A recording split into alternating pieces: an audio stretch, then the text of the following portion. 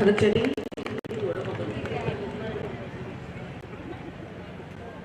Mathana City, Nasigi, Chief Guest from Nangling Viriba, Honorable Speaker, Manipur Legislative Assembly, Government of Manipur, Sri Thokchom Saite Brata Singna, Miamda, address to Wina Thagachari.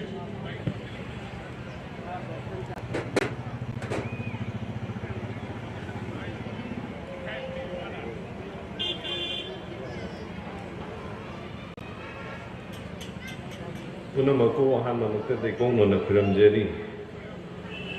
Nasima Pankoiba, Hiyang Tanaba, Traditional Borders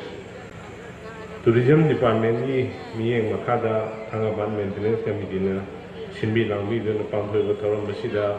Nasi Toramasi, President Vigatava, Ojimati Mahumsi of Vilatriba. Ining Tolation Masana Bobo, I Masaya, Sula Pigado, Levina, Ahama, Matazika, the woman in Oloputeri. Aduba Masigi, assume Nava, Tingle Lava, Preservator Masigi, Gates of Honor in the Lincoln Viva, Yana Naha, Viva, State Asigi, Naha, politician Chingia, Tamna Pamamo, or Rodava, I now. Sri Haikam Dengosing, Honorable Minister, Government of Manipur, Aikai Kumajari, Aduga, I own the Kakao, Name, Isani, and Lumlay, Aduga, Konkami, Rovindro, Honorable Emily Mayan Pan, Aduga Manipur, Gishaman, Masri, and Naha, Viva, Nahasing, Tamako, Badumba politician, the money, I Mama, Sukai Kumajari, Aduga, Ayamba, Sri Nonghombam. Rajendro, I type on the Romusuno Pucheri. Aduba Masigi, Taro Masigi, Mapumo, Sakamo in a point of the Hiyang, the Yawi, the Hiroshi, Wukan Jedri, Adu Mapu, Shoikai Kumajeri, Adua, Taro Musu, Pumpan, Miriva, Mandan, Miriva, Kaikun, the Matikcha, Boxing, Musu, in the Luxury, and Matsun Kaikun, the Cherry. The same Madi. Nasi Silibasi Yam Pazena Sinbire, though I come the P and the question of the delay, Madukai, Matan, the Tourism Department, Tabu Kamo, the Tourism Department, gave you in the Homsido Uropami, Adu Madumaki Urumandre, Mamanda, Chini, but the Department, using Saudi Arabia, Yam Pazena, Silva, Mamitaki, Adu Madu Makanda, Madu Sweet and about Honaja, Ringi, I welcome to my Tamjini. Adagi Atopa Mana Nasi Tanagadu Hiyang Amana Toiba, Amana Maitiba, have a Soidrabania, do Maitiba Toibi, Wapum Tidana, La Pigado Hiroshina, Miam, Mamit Pin about Miam, the Noai Kumaya Mo and Bangam, my Haisimba, my Namjabi, the Honor, Mayamo Pelan, Bibambo, the Shinu Haini, Shorim from the Tonijeri. Aduga Nasai Mana Mirambasina Shaviram, Sangai Festival Gipard, Moina, Nasi, Hiyang Tanaba, Aduga Sangai Festival, see the Hiyang Tanaba, seeing no I am house, Yamani, Mamanda, Hogiva, Matam Kargi, Kargi, Mamanda, Togiva, Hiyang, the Eminto, Nasi in the President, Vigado, Livi, Wadi, Malaki. Maduda Sangai, Hiyang, Laser, Madi, Matanda, Maliksun, Tamiki, and Madu Tao, Puga, the Gimatin, my coffee. Maduhore, Nindo, Lakan, Madu, Matanda, Horin Tambiracani, having Tajabu Tamjari, Maduna Niam, the Sangai, Emerson, Hiyang, the Neriva Madi, come in the room when he had a Simai Tamjani. Adu, see, Mana, Machine, so heavy gray. Festival, Mapom, Mokatana, Mapom, Kayama, Ivy, Mapom Drum, the Drami, Slay, Aduga Hoikin, the Su Mapomani, having the Yangi, Mapom Sima, Dugamana, Sigia, Hataka, the Mungale video from Simbaga. Atopa Jagasing, that overkin, the Yao from the Reso Hoikin, the Mapomani Yao from the Sima, Kin, the Sigio, and the Yala, Pomani, and Hygiene. Aduligi Atopa Mana Hygiene machine. Mama, Nasi the Guinness, he carrying Mama, Sangai Festival Sinda, Mopam Suyam Tauke, amani khang tawi aduga tawriba potu su tangai phadana tawde ya dawgi mo da tangai phadana tawde ya dawi phyo mada tawgibo wi adu handaki Sangai festival sidi yamna montana yamna large scale da yamna tongan level amada chumnagi festival amana taba Manipur si kari no Manipur si kari kari leige haibudu Manipur gi miyam da khangan nabagi pandam amaga loinana tawbira kusi ubada ai haninga lektana pen ba paujai adana madugi da mukta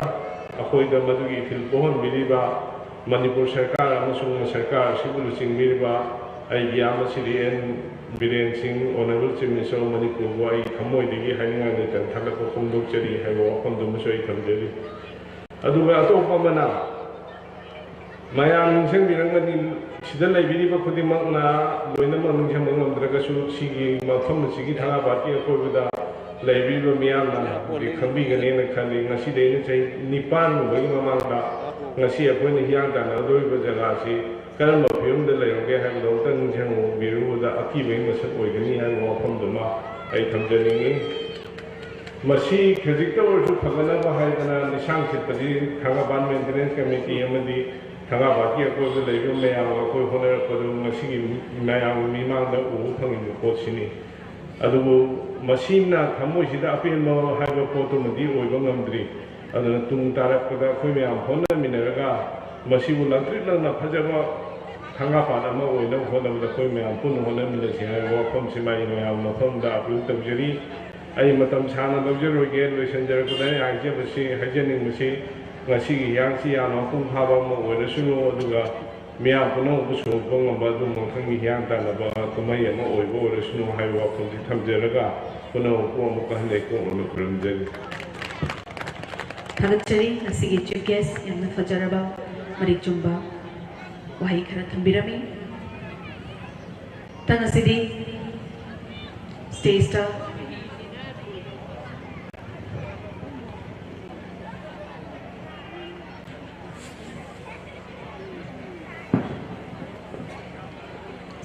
option jabagi tanja tanlong jage Sri Hanjapam Kunjikeshwar Sharma Dasanin Kapinabanuluchari Sri B Tomba Sharma Sri E. Momon Singh, Stage Mathakta, Dire Selection Binabak Sinjari, Sri G. A. Sanayama Sharma, Stage Mathakta Binabak Chari, Sri Bikramjit Maitai, Chairman Imphal Refinery Private Limited, NRI Dubai Dalaiba by Manipuri Machani, Sangai Festival Gidamata, especially Sangai Festival Gilapi Mani, Lebiragati. Daisal ikat pinabadong chari. Umuka na ningsing jage Sri Hanjapam Kunjikeshwar Sharma, Sri B Tombi Sharma, Sri E Momon Singh, Sri G A Sanayama Sharma, Madi Sri Bikramjit Maitai.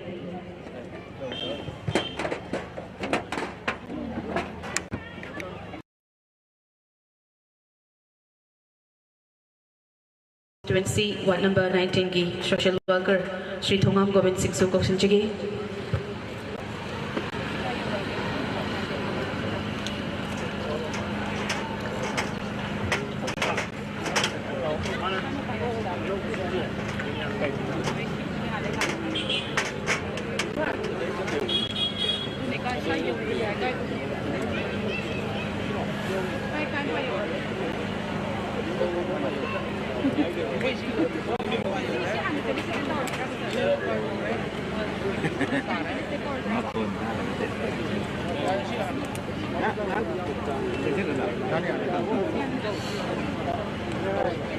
Howji,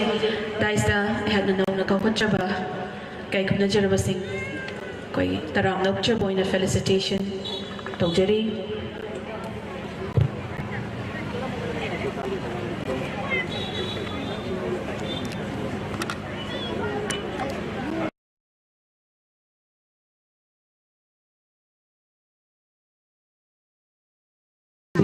Sige,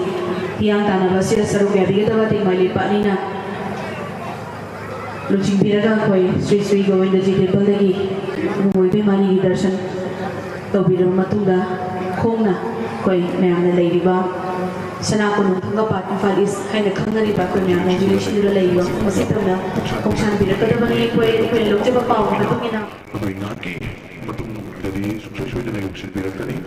kayak option birakuna, aku tangjali ba program di matumina introduction of in my lempa and hero in aku tangjali, segi program masih tangjali aku mikro keradang I mean si, ma'am.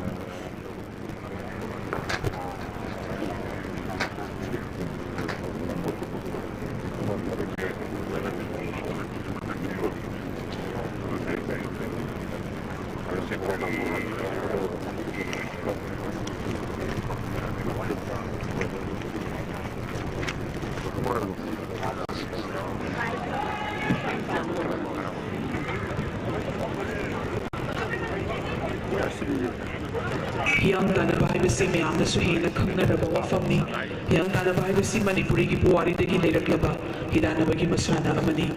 Manipuri lai harauba hairiba kumai asida maruoina panthoknaba masana amani. Hiyang gaitha October November da maruoina amadi lairoi numita hikaba haina khangdana panthoknei. Mamangegi matamdani nupatana Hiyang Tanaba sida sarok yai adubu matamgi khongegi matungena nupishu hujiki sarok yajare. Hiyang Tanabada sizinariba hi asi Hiyang Hiren haina koina khangnei. Contest asida hi ani tanagani.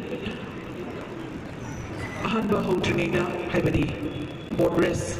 asi hautrinaida lain to sana mahida hana kurumjana pena season kalonana hodokjagani janabi ama oina Hiyang Tanaba sida yauba hero isingshu natki oiba fijet laiting na laiting gani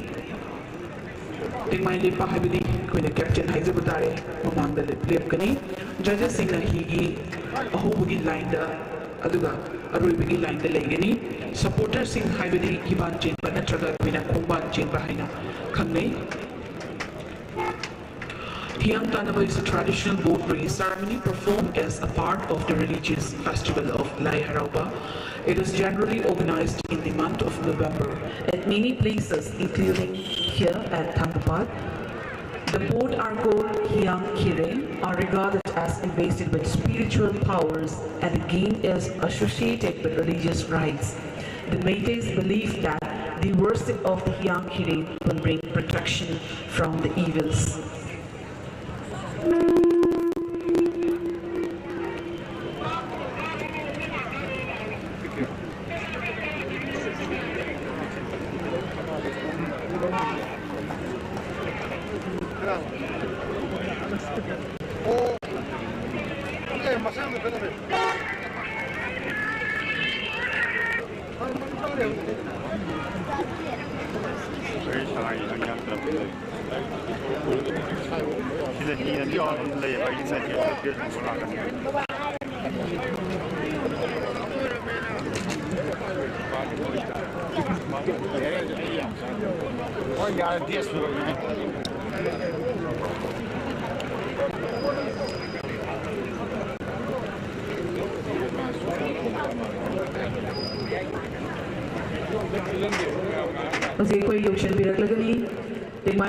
Yongkam Subhash Chandra Nite, Special Contractor, MPHC Manipur, Infal Manipur Amadi, Shri Manohar Mayum Baris Sharma Bhatia Janta Yubar Morchagi President na Masigiting May Repo Ligani, Oje Luchik Biduna, Namda Ibon from Sitamda, Shalagli, Jinhaki Matunga Yubirakani, Mam Hakan Naminasi, Aduga Hegi Ubirapuga, in my Repamadi Hero Sigi. Introduction Haizabatari, Masilo Matunga, Equipina, Sishaka, Lodina, Masi Porters, Sequay Hodokchagani Amuka na Mayam, Taraga Matui Suba, Manipur Sangai Festival, English in Ikunganito, the Festival of Oneness, Haibatim, the Pantuk Churiba, Manipur Sangai Festival 2022, Sigi, Seruk Ama Oina. Tangapat Maintenance Committee na sidya na Pantuk Chariba Hiyang Tanaba Traditional Boat Race sida amukan na miyambul tarang dokchari.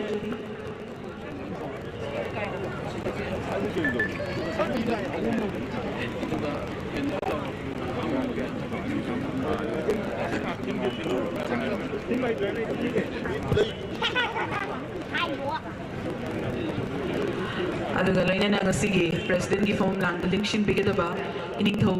May Dingus Leshin Basana Chaupa, Lifetime Chairman, Tangapat Maintenance Committee, Honorable Member of Parliament Rajesh Sabha, Manipur Government of India Zuje, Equina Pangpa Pau Matung Inna, Kangladagi, Equi Hana Yauba program Ama, Adu Luide Hina Quid Hybrid Eozi Kangladagi Kushala Agani, Egil Birapaga, President ki speech your Quay Miam, Bunataminasi, Luinana, Ting My Lipanina. Luching biduna, ako'y kung nalakpan ni Sri Sri Govinda Ji Temple lagi ako'y darshan tawar ba matunga ako'y ngasi chatagado ba traditional boat race may papa amadi so yung nga tayaw ka na ako'y bidong ako'y kulay kuno mo matunga kung salag pa ni na matam sikitan chang mani na waro biro ang hakta nga minasi yaw sila 200 meters lagi ako'y lay mapam lagi so para maroy hay na ako'y kali ocean biraga ni Ma'am nakita namin na si aduga masigi Hiyang Tanaba si ako'y tintabatog na ako'y hujara gani.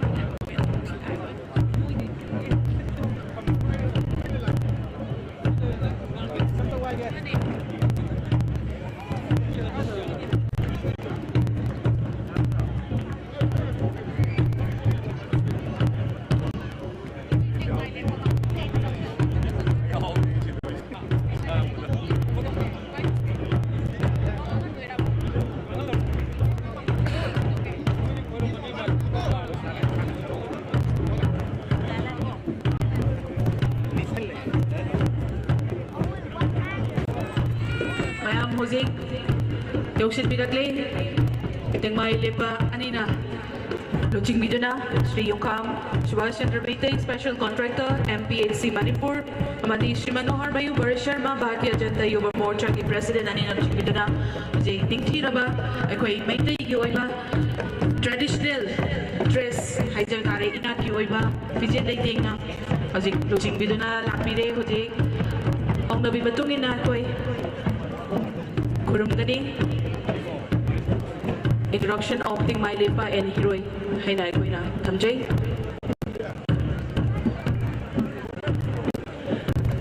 Ekoi Maitegi Yamna Wangba Mayamna Kangaraba Rich Tradition Heritage Sigi Manung Channa Leiriba Hiyang Tanaba Traditional Board Dress Asida Ekoi Naki Oiba Pijit Lighting na Fazina Lighting Siet Laga Short Ho Amoy nung dajit na Tongi Zeraga Nasigi Pakto Kadoriba Hiyang Tanaba Sida Ahan Batana Kadoriba ni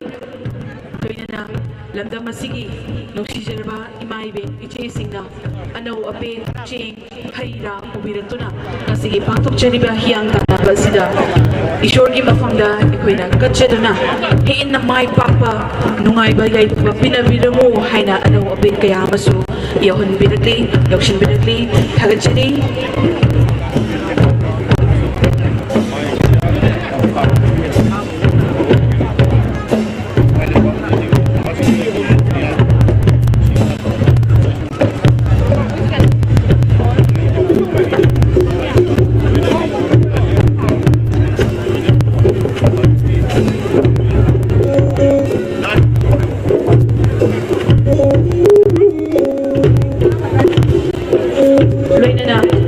Ngasigi tingmay pa Shri Yungkam Subhash Chandra Mitegi Loinabi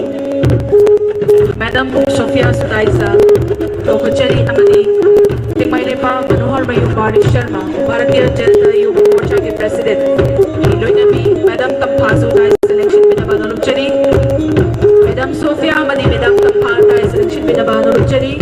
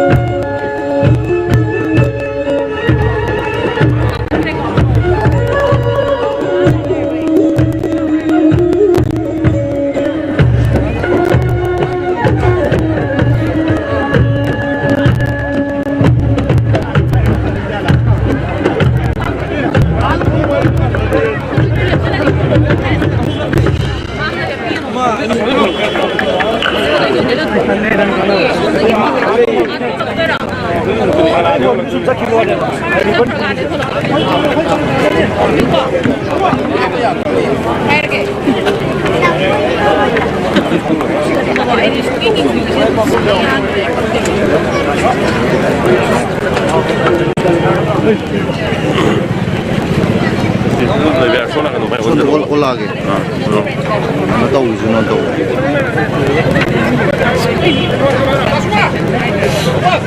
exposure yung mamay.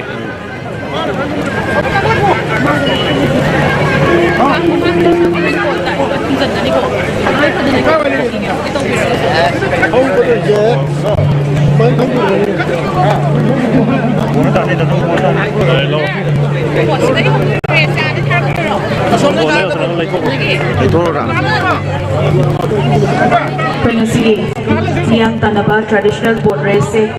aykoi mayam da leiba mofam asidagi akoina red na mark toba aroiba phawdi ngasigi oidadi natte adubu adutam na hana charpiraga mofam adudagi langthani adabani aduga uji akoigi koi mayam leiba asidagi khasta lab kitang lab na angang bana akoi thawri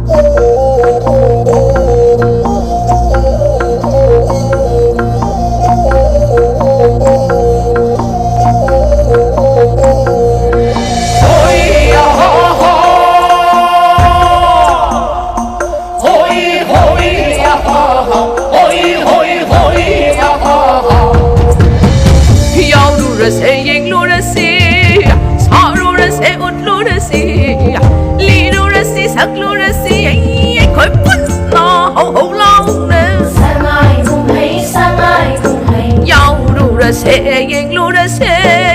sa lu ra se ut lu ra si li lu ra si sak lu ra si ai khoi pun na hau hau lao na Sangai cùng hay Sangai cùng hay khang hala si mo lim pum ba mai lana khang hala si mo lim pum ba mai lana apik paching lai pop ki ari ba khunai si gi ipu iben thambi ram ba tang le iral sing ha pik la ching lai pop ki li da khunai si gi ipu iben sinaram ba tang le iral sing ha ma pu pa le ut la se lai khom som le khang hala se